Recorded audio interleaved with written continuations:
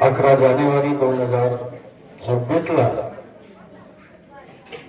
छोटा गोंदिया या ठिकाणी आदरणीय माननीय बाबांचे सेवक राजेशजी रामदाले यांच्या निवासस्थानी एका भगवंताचं मनोहर या ठिकाणी पार पडला आणि त्यानिमित्त एका भगवंताची स्पेशल चर्चा बैठक या ठिकाणी आयोजित करण्यात आलेली आहे। या चर्चा बैठकीला सृष्टीची विधाता भगवान बाबा हनुमान जी उपस्थित आहेत। भगवंताला माझा कोटी कोटी प्रणाम। त्याचप्रमाणे आपले सर्वांचे सद्गुरू मानव धर्माचे संस्थापक महान त्यागी बाबा जमदेवजी उपस्थित आहेत। बाबांना माझा प्रणाम। त्याचप्रमाणे या ठिकाणी बाबांना वेळोवेळी मदत करणारे आपले सर्वांचे आई वाराणसी आई या ठिकाणी उपस्थित आहे। अशा या आईला माझा प्रणाम। आजच्या या चर्चा बैठकीला उपस्थित असलेले आजच्या बैठकीचे उपाध्यक्ष तुमखेडा परिसरातील मार्गदर्शक संतोषजी देशकर यांना सुद्धा माझा नमस्कार। या परिसरातील छोटा गोंदिया परिसरातील मार्गदर्शक शालिग्रामजी शिवणकर या ठिकाणी उपस्थित आहेत। त्यांना सुद्धा माझा नमस्कार। संजय नगर परिसरामधून मार्गदर्शक आपले सर्वांची काकू खुसरामजी यांना सुद्धा माझा नमस्कार। तसेच या ठिकाणी उपस्थित असलेले भडंगा परिसरातील बावनकरजी मार्गदर्शक निवारेजी मार्गदर्शक यांना सुद्धा माझा नमस्कार। त्याचप्रमाणे या ठिकाणी या मंचावर उपस्थित असलेले ज्येष्ठ सेवक काही कार्यकर्ते सुटून गेले असतील असे पण सर्वांना माझा या मंचावर असलेले आदरणीय मंच या सर्वांना माझा नमस्कार। बाबांचे गुणगान गाण्यासाठी किंवा ऐकण्यासाठी या ठिकाणी उपस्थित असलेले सर्व बाबांचे सेवक सेविका मुलं बाबा या सर्वांना माझा नमस्कार। तसंच हे जे आयोजक या ठिकाणी परिश्रम करून जे आयोजक या ठिकाणी आहेत असे बाबांचे सेवक विश्रामजी यांना सुद्धा माझा नमस्कार। धन्य ते महान त्यागी बाबा जमदेवजी त्यांनी मानव धर्माची निर्मिती केली। कशी केली, का केली, आतापर्यंत आपण ऐकलं आणि मार्गात का आलं हे बाबांनी खूप मार्गदर्शन केलं। कोणाला केलं? आपल्यासारख्या सेवकांनी केलं। पण मानव हा ऐकू शकला नाही। मानव हा मानला नाही, समजू शकला नाही। तर आम्ही काय मार्गदर्शन करू शकतो? आपण करू शकत नाही। फक्त विचार तुमच्या समोर ठेवू शकतो। मानलास तर मान मानव, नाही मानलास तर तू आपला रस्ता वेगळा। सरळ आणि साध्या भाषेमध्ये मी या ठिकाणी बोलतोय। मी मार्गात का आलो?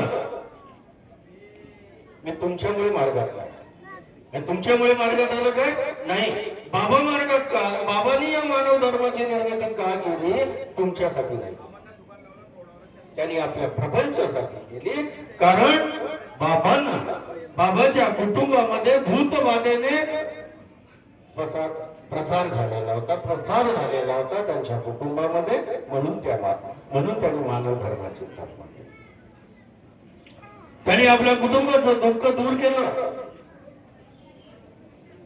पहिले त्यांनी आपला कुटुंब सुधारला. आणि म्हणून बाबांनी म्हटलेलं आहे, काय म्हटलेलं आहे, पहिले तू आपला कुटुंब सुधार, त्याच्यानंतर मग दुसऱ्याला सुधार. आपल्याला तीच गरज आहे. काय आपल्याला तेच गरज आहे. 5 वाजताचा इथं टायमिंग आहे आणि म्हणून मी थोडक्यामध्ये सांगत आहे की आपल्याला तेच त्याचीच गरज आहे. दुसऱ्याकडे बोट ठेवण्यात काहीच अर्थ नाही. आपण 4 बोट आहेत, मी तेवढा चुकीचा पात्र आहे. मी या मार्गामध्ये आलो, बाबांनी सांगितलं की सर्वात प्रथम काय सांगितलं की तू आपला प्रपंच पहिले सुधार, आणि या प्रपंच तू जर सुधारशील तर हा जो सेवक आहे बाबांचा तो सुधारेल. अनुकरण या ठिकाणी जर आपण अनुकरण केलं, मी आपल्या कुटुंबावर चांगले संस्कार ठेवले तर खरोखरच माझा कुटुंब कसा राहील, प्रकाशमय राहील. आणि म्हणून बाबांनी सांगितलेला आहे, हा जो मार्ग आहे हा मार्ग अंधकाराचा नाही, हा मार्ग आहे प्रकाशाचा. आणि म्हणून या ठिकाणी जे बसलेले आहे, जे आई बहीण, हे माझे आई बहीण आहे, त्यांचा आदर करा, त्यांचा काय करा, आदर करा. या मार्गामध्ये मी आलो, मी सुद्धा कसं होतो, मी दारू पिणारा नव्हतो. मी या मार्गात आलो तर दारू पिणारा नव्हतो.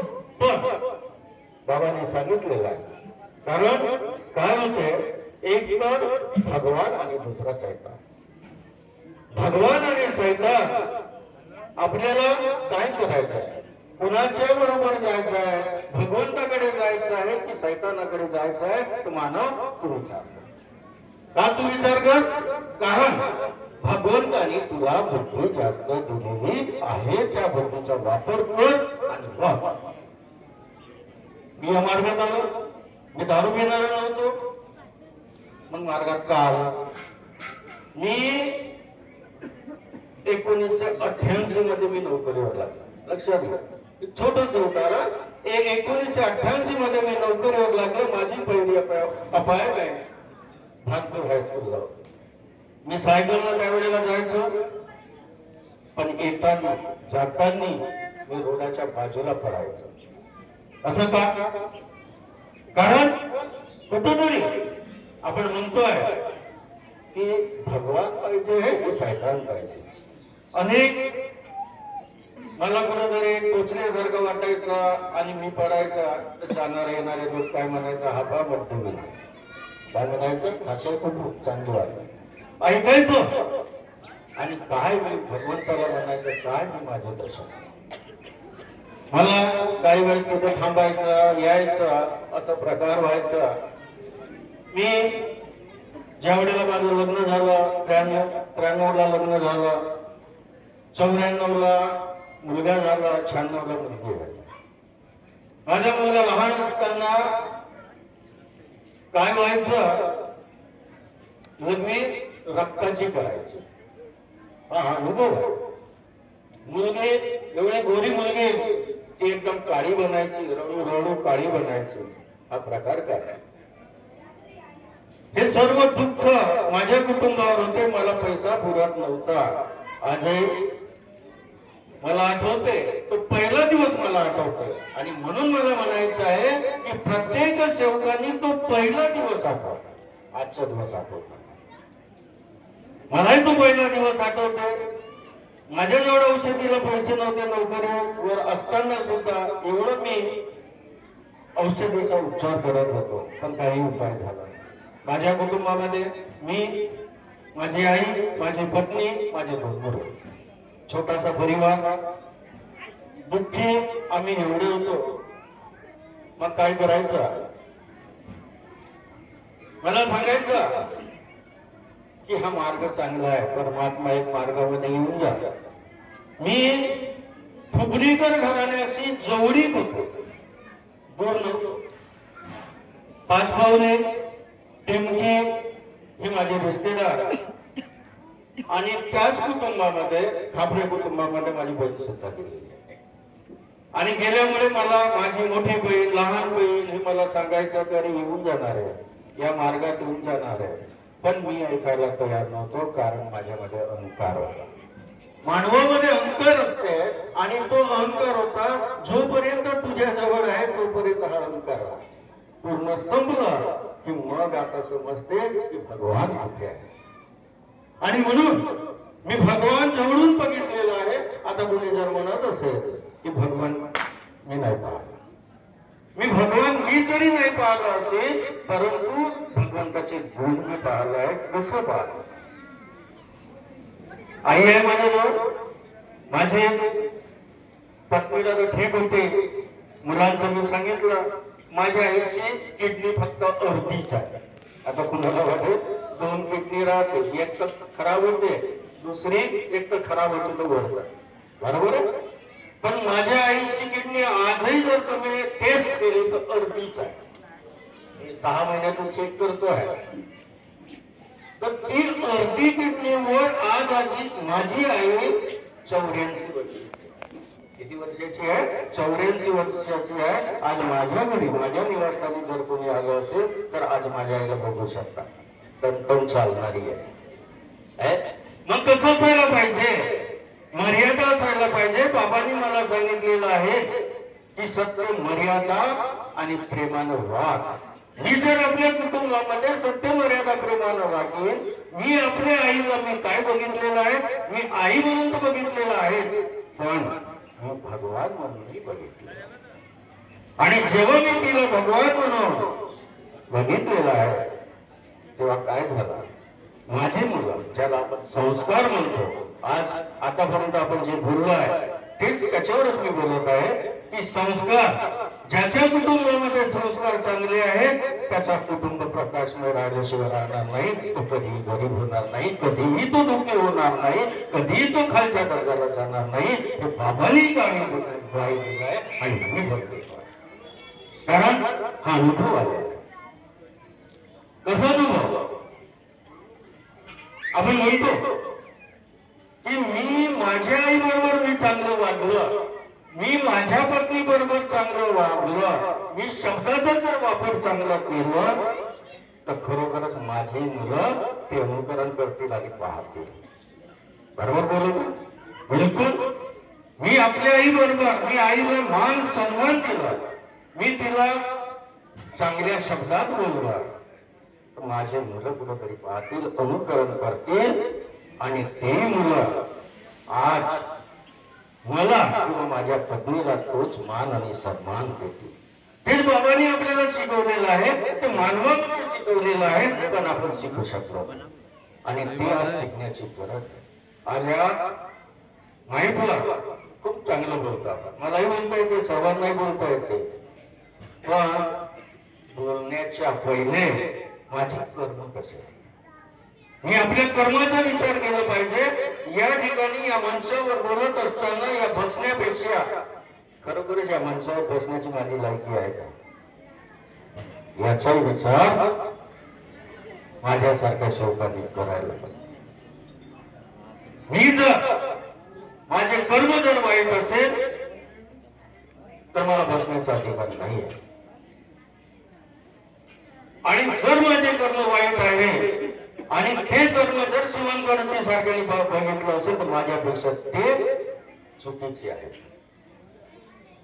हे बाबांनी सांगितलं, मी नाही म्हणत. कारण कार्यकर्ते चांगल्या तऱ्हेने चांगलं मार्गदर्शन करतात, त्यांनाही माहित आहे. मग आपण ही चूक आपल्याला कुठं ना कुठं काढावं, समोर आणावं लागेल. आजची परिस्थिती कशी आहे?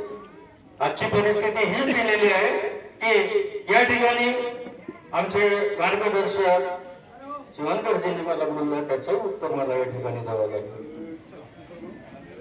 मी आजपर्यंत गोंडे शाखेला मानलो नाही, पण आज मानत आहे. कुठेतरी नमले म्हणून जमलं. मी शब्दाने कुठेतरी मी नमलं पाहिजे तर मी कुठेतरी जमलो, नाही तर जमणार. मंडळ माझा नाही, शाखा माझी नाही, शाखा मंडळ हे आपली सर्वांची, तुमची, आमची सर्वांची आहे. आणि बाबांनी आपल्याला सांगितलेलं आहे की तू मंडळाच्या विरोधामध्ये जाशील, शाखेच्या विरोधामध्ये जाशील तर तू अपमान कोणाचा करत आहेस? बाबाचा अपमान. ह्या आपल्यासारख्या सेवकांना कळायला पाहिजे म्हणून छोटस अजून एक उदाहरण देतो आहे, कारण डोळ्यातून अश्रू पडते.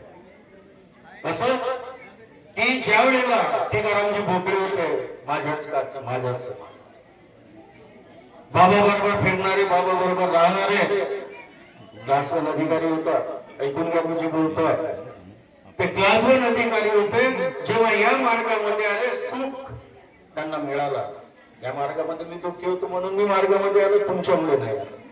तर मानव कसा आहे, सेवक कसा आहे, माझे दुःख दूर झाल्यानंतर की बाबा कोण आहे तुम्ही नाही ओळखू शकत, ही परिस्थिती निर्माण झालेली आहे. तुकारामजी भोपळेंनी काय केलं की बाबा तुम्ही हे जे करत आहात ते चुकीचं आहे. शिकवणारा कोण? आम्ही. तुम्ही करत आहात हे चुकीचं आहे. बाबा काय म्हणायचे, तुकाराम हे जे तू बोलतोय ते चुकीचं आहे. कारण बाबांना मी मार्गामध्ये आलो, मी 97ला या मार्गामध्ये आलो, मी बाबाला पाहू शकलो नाही. मार्गामध्ये असताना मी बाबाला पाहू शकलो नाही, पण मार्गामध्ये नसताना मी बाबाला मी बसला. आणि म्हणून आज चेहरा आज मी ओळखत आहे, बाबाला मी ओळखलं. बाबांनी मला ओळखलं की नाही ओळखलं मला माहिती. पण त्यावेळेस तुकारामला म्हणायचं की तुकाराम तू चुकीचा आहे, तसं करू नको. आमच्या तुकारामजी भोपळे ऐकायला तयार. ठीक आहे, तू फुला आहेस आणि म्हणूनच मी म्हणत आहे तू फुला आहेस, तू जाऊ शकते. गर्व माणसाला गर्व खात असते. आणि आपण ज्या वेळेला या मार्गामध्ये आलो, कार्यकर्त्याकडे गेलो, त्यावेळेला आपण वचन दिलो. तो वचन आज मी तुम्ही सर्वांनी लक्षात घ्या की त्यावेळेला आपण कोणतं वचन दिलं. तो वचन आपण मरण्याचं दिलं.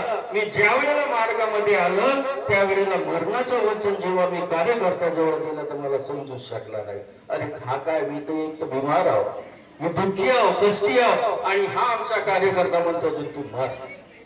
हा कसा मार्ग? पण जेव्हा तुम्हाला कळलं की हा मरणं कशाने मरणं, मोहमाया अहंकाराने. परंतु आजही आपण मेलेलो नाही मोहमाया अहंकाराने. आपण बाबाला दिलेले शब्द कुणाच्या माध्यमातून, कार्यकर्त्याच्या माध्यमातून जो आपण जो बाबाला शब्द दिला तो आजही आपण पाळला नाही. म्हणून आमची आज अशी दशा आहे, आज आमची अशी दशा आहे. तो मानला नाही तुकारामजी भोपळे आणि म्हणून तो गेला उमरेडला, कडे गेला. क्लासवन अधिकारी, सुख समाधान मानलं नाही. सत्य शेवटी काय झालं, आज आज तुम्ही बघा तर 7 ते 8 हजार रुपये रोजीने महिन्याने एक चौकीदार म्हणून काम करत. किती दुःखाची गोष्ट. याची जाणीव तुम्हाला आणि आम्हाला राहू द्यायचं. म्हणून जगन्नाथजी सोनकुसरेंनी म्हटलं होतं, काय म्हटलेलं होतं की मी फिरणारा व्यक्ती आहे, मी फिरणारा सेवक आहे, मी दारोदार फिरणारा सेवक आहे. मला खुर्ची भेटली नाही. मला काय भेटली नाही? मला खुर्ची भेटली नाही, माझं काही स्थान नाही असं. मी एक दिवस असंच टिमकेला गेलो. बाबा मार्गदर्शन करत होते. कुणाला? सेवकांना. पाणी देत होते, मार्गदर्शनही करत होते. मी बाबाला ओळखलं. मी काय केलं? कोण म्हणतात? जगन्नाथजी सोनकुसरे. आपण त्यांना ज्येष्ठ सेवक मंडळाचे त्यांचं आपण नाव. अरे अशा व्यक्ती बरोबर, अशा सेवका बरोबर तुम्ही बसा आणि चांगले विचार घ्या, तर ते आपल्या जीवनामध्ये कामात येईल.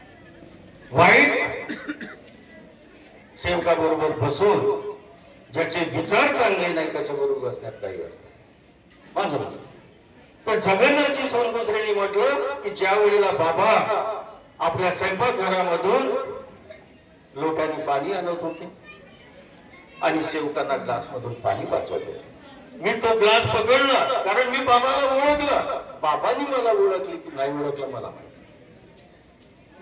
मी घेतलं, लोटा घेतलं, स्वयंपाकघरामध्ये गेलो, आणि ग्लासने मी सेवकांना पाणी पाजलं, याचा अर्थ काय होतो याचा विचार आपल्यासारख्या मानवांनी करायला पाहिजे. मग मी कसं असायला पाहिजे? जगन्नाथची सोनपुसरे त्यांच्या घरामध्ये गेले, स्वयंपाक घरामध्ये गेले, मग ते कसे असायला पाहिजे? ते चरित्रवान असायला पाहिजे. बरोबर बोलत आहे?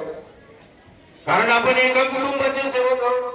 माझ्या मनामध्ये वाईट विचार नको, आणि जो वाईट विचार आणत असेल तर त्याची ग्रस्ती काही करू, हे आम्हाला बाबांनी शिकवलं.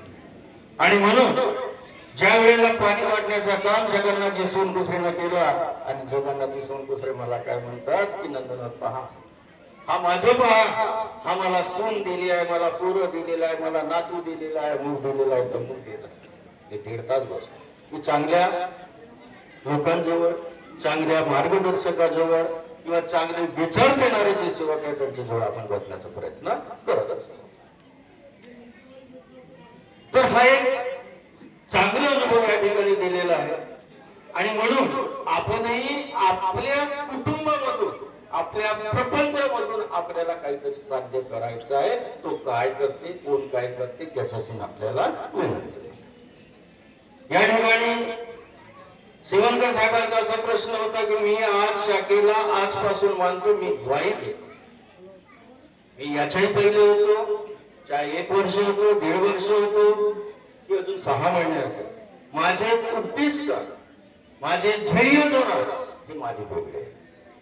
मला ना मंडळातून खायचं आहे पैसे, आणि ना शाखेतून खायचं आहे. कारण भगवंतानी मला खूप सारं दिलं आहे, आणि तो मी किती आपल्या जीवनाच्या अंतिम पर्यंत खर्च केलं तरी संपणार नाही. का संपणार नाही? कारण मला जे 2 पोरं दिलेले आहेत ते सुखी आणि समाधानी. मला द्यायची गरज नाही, आणि चांगल्या पदावर आहे आज डॉक्टर. सर्वांना माहित असेल, कारण वेळ कमी आहे. तो डॉक्टर कसं झाला, कुणाच्या कृपेनं झालं, याचं जर तुम्ही जर ऐकलं असते तर खरोखरच आपण कुठंतरी चुकलो आहोत, तुमच्याही लक्षात आलं असतं. पण कसं आहे, 5 वाजले, वेळ कमी आहे होतं, त्याच्यामुळे तुम्हाला हा अनुभव सांगू शकत नाही. प्रसंगी कधी वेळ मिळेल तर ते सांगून देईल. तर लक्षात घ्या, या ठिकाणी बाबाची कृपा होती की मला पुन्हा या शाखेमध्ये अध्यक्ष बनण्याची माझी इच्छा नव्हती. मी आतूनही बोलत आहे, अरे माझ्यापेक्षा तुमच्यासारखा भाऊ जर चांगला करत असेल तर मी त्यांना साथ देईन. माझ्यावर टीका टिप्पणी ठेवणारे खूप होते बावनकरजी सारखे.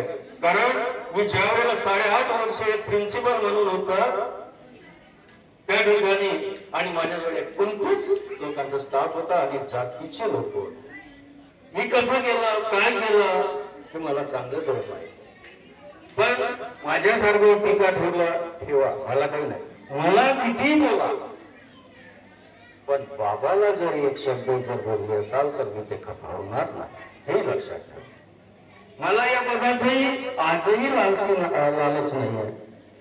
खूप झालं, मर्यादेच्या बाहेर झालं. मी स्पष्ट बोलू इच्छितो, बावनकरजी तुम्ही सुद्धा या शाखेचे होते, बरोबर आहे. तो तुमचा पटले सुद्धा होता, माझ्या बरोबर बोललो, 1 तास बोलला.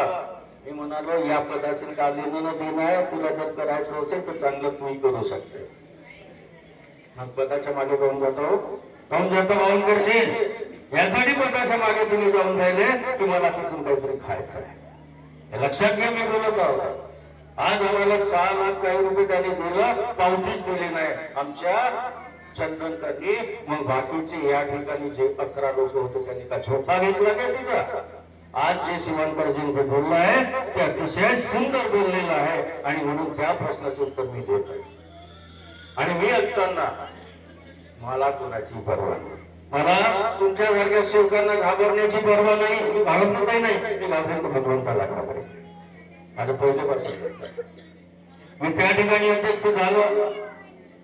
आणि पहिलं आज उद्याला एक कार्यकर्त्यांची मीटिंग सुद्धा आहे, एक सभा आपण ठरावाद्वारे असं नाही, लेखा चौकात आलेल्या पैशाचा हिशोब.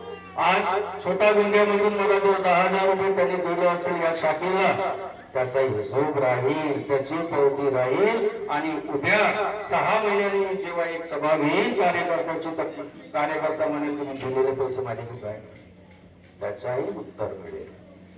हा विश्वास मी तुम्हाला देतो आहे. आणि ही शाखा कशी चांगली बाबांची बनेल हे मी नाही करू शकत, तुमच्या माध्यमातून. आणि म्हणून मी त्या दिवशी माझ्या सचिवाला म्हटलं की बाबा आज मी खाली येऊ. पहिलेचा तुमचा जो कार्याध्यक्ष म्हणत होते त्याच्यातनं माझा फरक आहे. मी हात जोडून विनंती करतो, मला जिथं मिळेल तिथं मी जाण्याचा प्रयत्न करीन. मी अध्यक्ष म्हणून मी जाण्याचा प्रयत्न करणार नाही, मी बाबाचा एक सेवक म्हणून जाण्याचा प्रयत्न करेन. कारण मी सेवानिवृत्त झालेला माणूस आहो. पेन्शन मिळते, भरपूर मिळते, जिथं वेळ मिळेल तिथं जाईल आणि चांगले कार्य करीन. आणि वेळ तर शाखेसाठी मी सुद्धा योगदान. बोलण्यापेक्षा करणं महत्वाचं असते. म्हणून त्या शाखेला आपल्याला चांगलं करायचं आहे, तुमच्या माध्यमातून करायचं आहे. त्या शाखेसाठी मला घ्या मला घ्या हे म्हणण्यासाठी आज जी मर्यादा नव्हतं, बाबांनी आपल्याला मर्यादा शिकवली. सत्य, मर्यादा आणि प्रेमाचं जर तू आचरण करशील तर तुझ्या जीवनामध्ये कोणत्याही प्रकारचे दुःख येणार नाही. आम्हालाही बोलता येते, भावनगरजी आम्हालाही बोलता येते. आम्ही या मार्गामध्ये आहोत, परंतु बाबांनी आम्हाला मर्यादा शिकवली आहे, आम्हाला प्रेम शिकवलेलं आहे. आणि म्हणून आम्ही मर्यादेच्या बाहेर जात नाही, आम्ही प्रेमाच्या बाहेर जात नाही. मी आताच बोललो, हे माझे सर्व आई बहीण, हे माझे भाऊ आहे. आणि म्हणून त्या ठिकाणी मला दुःख वाटते. कसं दुःख वाटतं नाव घेऊन सांगू इच्छितो. एकाच्या इशाऱ्यावर चालू नका, भगवंताच्या इशाऱ्यावर चाला तर तुमचं जीवन सुखमय. तुम्ही चालता एखाद्याच्या इशाऱ्यावर आणि जेव्हा तुमच्यावर पडेल ना तेव्हा हा सेवक तुम्हाला साथ देणार. जिथे जिथे फुटलेलं आहे, तुटलेलं आहे, हे कुणामुळे तुटलेलं आहे याचा विचार सेवक तुम्ही करा. त्या दिलीप सारख्या पेंटरने त्या मंचावर येऊन त्या मंडळाच्या पाहिलं तुम्ही, आम्ही बोलू शकत होतो, आमच्यामध्ये ती ताकद होती काल बाहेर काढण्याची, पण मर्यादा होती. बरोबर बोलत आहे. अशा लोकांना असे सेवक म्हणून एक त्यांना दानव म्हणून याचा विचार तुम्ही करा. आणि अशा सेवकांना तुम्ही साथ देणारे त्याच्यापेक्षा तुम्ही बोलता या शब्दात बोलतोय. अरे ज्या माणसाने असं सबूत साहेब बोलतोय की ज्या माणसाने माझ्यावर तर टोपी चढवली तर तुम्ही आम्ही बोल आजही 43,000 रुपयाचा चेक आजही आहे माझ्या गुरु नेले नाही सांगत आहे. यात वाईट काही नाही, चूक माझी आहे त्याची नाही. मग चुकी मी केलं, चुकीचं मी पात्र आहो हे माझ्या लक्षात आलं, तरी पण त्या माणसावर तुम्ही ट्याव ट्याव ट्याव ट्याव करत आहात. कोणता फरकुंडे? त्या फरकुंडीने माझ्या जवळ यावं त्याला मी शिकवतो. मी या शब्दात बोलतो कारण ही शाखा बाबाची आहे आणि हे तुमच्या आमच्या माध्यमातून आम्हाला ही चालवायची आहे आणि हे चांगलं काम करायचं आहे. त्या चंदनकर साहेबांनी एक पावती गायब केलेली आहे, त्याच्या बापाची आहे. मी मंडळाच्या अध्यक्षाला बोललो आणि म्हणून मंडळाच्या अध्यक्षांनी 8 तारखेची जी मीटिंग झालेली आहे, जी नागपूरला झाली, त्याच्यामध्ये पूर्ण अधिकार शाखेला दिला. हे लक्षात ठेवा. कोणाला काढणे, कोणाला टाकणे, कोणाला करणे त्याचा अधिकार आम्हाला पूर्ण दिलेला आहे. आम्ही मनमानी करणार नाही, आम्ही मर्यादेमध्ये राहू. आम्ही एकदा बाबांनी माफ केलं तर आम्ही माफ करू. हे सरळ सांगतोय. आज तुमच्या कुठे मध्ये 2 चर्चा बैठक आहे. चन्ने माझ्या जवळचं असेल, माझ्या ताटावर खात असेल, पण मार्गाच्या आरोग्यसेमध्ये वागत नसेल तर चन्ने तू आपली रस्ता वेगळी कर. बिलकुल माझं तरी असं म्हणणं आहे, तू जर या मार्गातून आवडत कर तर बाबाची जी प्रतिमा आहे ती चला शाखेमध्ये आणि तुला हे रस्ते जिथं जायचं आहे तिथं जा. 5 वर्ष तर करीन बावनकर, शाळेत बावनकरजीने विरोध केला तरी चालेल, भले विरोध केला तरी चालेल, पण मी सत्यासाठी लढेल. कारण बाबांनी मला सत्य शिकवलं आहे, असत्य नाही शिकवलेलं आहे. मी सत्याच्या मार्गाने जात आहे, म्हणून भगवंतांनी मला सुख समाधानी दिलेलं आहे. आणि माझं हे कर्तव्य आहे की शिका आणि दुरुस्त व्हा, शिका आणि दुरुस्त व्हा. अशा लफंग लोकांपासून, सेवकापासून जर तुम्ही सावध राहिलं तर खरोखरच तुमचाही परिवार चांगला होईल. हा जो परिसर मी आता पाहत आहे, अभ्यास करत आहे, त्या दिवशीपासून कुठलाच आहे. मला आज तुम्ही बोलू शकत नाही, परंतु सेवक काही माझ्यावर बोलतात की कुणामुळे झाला, कुणामुळे झाला. अरे आमचा तर जो शिवरावाला पटले म्हणते, त्या दिवशी मी खरं सांगतो कुठं काहीच नाही बोलत. अजी म्हणते आमच्या डोक्यावर याचा हात होता म्हणते. रेगुले साहेबांना मी घाबरू, तू काऊन घाबरू काय, तू कोण घाबरला असेल ना, तर माझी सचिव असेल ना किंवा होता पाहिजे. नाही पटलं तर आम्ही सोडलं का, बरोबर बरोबर. आम्ही म्हटलं आजही मी सांगतो, मागचा जो आमचे मंडळाचे अध्यक्ष होते, कोण होते, मदनकर साहेब होतो. अरे तुम्हाला माझे विचार नाही पटले मार्गाविषयी, काही वाईट बोलत आहोत, ठीक आहे. पण आजही तुम्ही मदनकर साहेबाला विचारा, माझे आणि त्याचे संबंध तुमचे नसते तेवढे माझे बरोबर, हे लक्षात ठेवा. आजही बोलतो, आजही आम्ही एकमेक जवळच असतो, एकमेक विचारच, फक्त विचाराचा फरक असतो. म्हणून माझे सर्वांना आग्रहाची विनंती आहे की जेवढे आपण बोललो तेव्हा आपलं कमीच आहे. तर एक माझं असं आहे की जो फुलचूर मध्ये जो आहे, फुलचूर मध्ये शिवणकरजी जे काही सेवक घडलेले आहेत, देसकरजीचे आहेत, किंवा अजून खमारीचे लांजेवारजी आहेत, आमची काकू आहे, असं काही नागरिकांची वगैरे असतील तर आम्ही एक दिवस असा त्या ठिकाणी विचार करू आणि सर्वांना बोलू आणि एक चर्चा बैठक करण्याचा आमचा पूर्णपणे विचार राहील. आणि त्या चर्चा बैठकमध्ये जर कोणी जर सेवकाचा मर्यादेच्या बाहेर जर बोललं तर आपण त्याला रस्ताही आपल्याला दाखवण्याचा अधिकार आपल्याजवळ आहे आणि आपण ते दाखवू. आणि जर आपण असं केलं तर खरोखरच आपला हा गोंदिया परिसर शाखेच्या माध्यमातून चांगलं होईल असं मला तरी वाटेल. आणि आपल्याला ते करायचं आहे. ज्या 5 वर्ष 4 वर्ष जे काही आहे ते मी अध्यक्षपदाचा या ठिकाणी चांगलं जर उपयोग केला तुमच्या माध्यमातून तर येणारा माझा कोणताही भाऊ आहे समोर तो हाच अनुकरण करून चांगलं करून आपली शाखा चांगला करण्याचा प्रयत्न करेल आणि एकता टिकवून ठेवण्याचा प्रयत्न करेल. एवढंच बोलून मी या ठिकाणी आपले 2 शब्द समाप्त करतो. त्याचबरोबर येणारं 2026 हे सर्वांना सुखमय प्रकाशमय जीवन जगण्याकरता मिळवूच भगवंताला मी विनंती करतो की हा सर्व बाबांचा सेवक खरोखरच सुखमय व्हायला पाहिजे हे मी भगवंताला विनंती करतो. त्याचप्रमाणे उद्या शाखेमध्ये पहिले जे कार्यकर्त्यांची सभा मी आयोजित करण्यात आलेली आहे, कोणाला जर निरोप केला नसेल तरी पण माझी अशी आग्रहाची विनंती आहे की या माहितीद्वारे मी तुम्हाला सांगतो आहे की उद्या 12:30 वाजता आपल्या शाखेमध्ये येऊन आपले विचार त्या ठिकाणी प्रगट करावं. आणि ज्यांना हा निरोप केला नसेल तर तुमच्या माध्यमातून सर्व कार्यकर्त्यांना सांगण्याचा प्रयत्न करायचा.